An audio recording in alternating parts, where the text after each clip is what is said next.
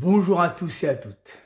Aujourd'hui, je vais faire une petite vidéo sur le lait. Déjà, première chose, vous avez vu, changement d'environnement, premièrement. Deuxièmement, changement de tenue. J'ai abandonné ma polaire. Troisième, je vais essayer de faire de l'humour. Bon, alors ça, c'est pas gagné parce que je vais avoir du mal à quitter mon ton de professeur de physique. Alors, petit slogan que tout le monde a entendu, que les produits laitiers sont nos amis pour la vie. Eh ben ça, c'est une connerie. Une très grosse connerie. C'est surtout pour les grosses marques comme Nestlé que c'est intéressant. Parce que pour nous, au niveau en tant qu'être humain, bah, c'est pas bon. Déjà, il faut se poser les bonnes questions. Est-ce qu'il existe dans le monde animal un mammifère qui boit du lait d'un autre mammifère? Bah, déjà, même son propre lait.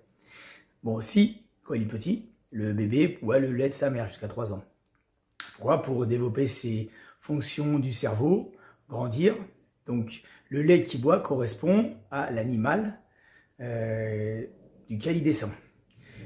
Si je prends une vache, est-ce que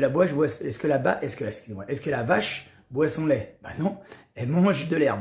Donc, elle mange des légumes pour faire du lait. Pour qui? Pas pour elle. Pour son veau, pour que le veau passe de 0 à 360 kg à peu près en un an. Alors que bah, l'enfant, il passe de 0 à 5 kg. Donc ça fait quand même un gros ratio. Donc ça, c'est la première chose. Ça veut dire que donc je ne vais pas rentrer dans les détails parce que le but, c'est pas faire une vidéo trop complexe. Mais il y a des facteurs de croissance qui permettent au veau de grandir, qui ne sont pas adaptés à l'humain. Donc quitte à prendre du lait, il faudrait prendre du lait de brebis, d'animaux plus petits, que du lait de la vache qui a des facteurs de croissance qui sont vraiment trop importants pour nous. Sachant qu'en plus, il n'y en a que 3, alors que les facteurs de croissance du lait humain, il y en a 7. Donc déjà, en plus, c'est pas adapté. Deuxième chose, ces facteurs de croissance, avant, lorsqu'on faisait cuire et bouillir le lait, et qu'on laissait très longtemps sur le feu, bah, ils étaient détruits. Maintenant, le lait UHT, il passe à 150 degrés pendant 4 secondes, tac, il reste effectif après pasteurisation. Donc, c'est pas bon. La deuxième chose, le lait, bah, c'est des protéines. Et on a vu la vidéo précédente que les protéines acidifiaient le sang. Si ça acidifie le sang, bah, ça demande du calcium, du magnésium pour tamponner. Donc, moralité, quand je bois du lait, j'ai besoin de beaucoup de calcium pour éviter que mon sang soit trop acide. Et ce qui se passe, c'est que on a fait des études, bah pas moi, hein, des chercheurs ont fait des études et se sont aperçus que dans le nord de l'Europe, là où les gens boivent beaucoup de lait, c'est là où il y a des cas d'ostéoporose. Donc on nous dit, bah buvez du lait parce qu'il y a plein de calcium.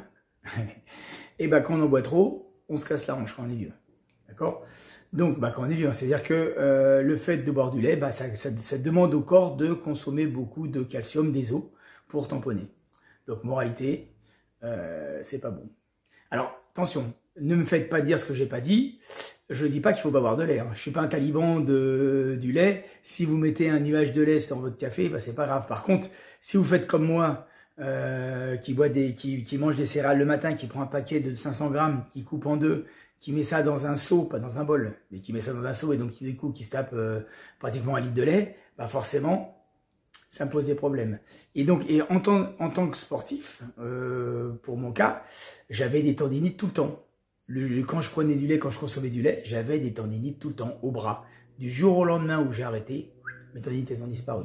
Et le fait d'en parler dans le club, il y en a pas mal qui ont fait ça, et ben, qui sont aperçus que des douleurs qu'ils avaient, des tendinites, des choses un peu bizarres, ben, qui ont disparu avec le lait, avec la suppression du lait. Donc, une chose très importante, bon, c'est l'habitude de prendre du lait qui va être gênant. Mais si vous en prenez de temps en temps, bah, c'est pas grave. Donc, nos amis et nos produits laitiers, ce sont pas forcément nos amis pour la vie. Par contre, les produits fermentés, c'est un peu moins embêtant. Pourquoi? Parce que comme c'est fermenté, bah, la plupart du lactose qui était dans le lait va avoir disparu par fermentation. Donc, c'est un peu moins embêtant. La dernière chose que je vais vous parler, les gens qui sont intolérants au lactose, bah on l'est tous. Pourquoi? Parce que l'enzyme qui permet de digérer le lait, c'est le lactase. Et vers les 4-5 ans, bah, il disparaît puisque c'est l'enfant qui a cette enzyme pour pouvoir assimiler le lait. Bah, après, quand il grandit, normalement, potentiellement, il n'a plus besoin de lait. Donc cette enzyme disparaît. Donc c'est pour ça qu'on a plein de gens qui sont intolérants au lactose. Dont moi, là je prends une micro-goutte de lait et ça me démonte l'estomac. Et pourtant je peux vous dire que je mange d'autres choses qui sont un peu plus costauds. Hein. Voilà, donc les produits laitiers, c'est pas nos potes. Allez, bonne journée et j'espère que ça vous a plu.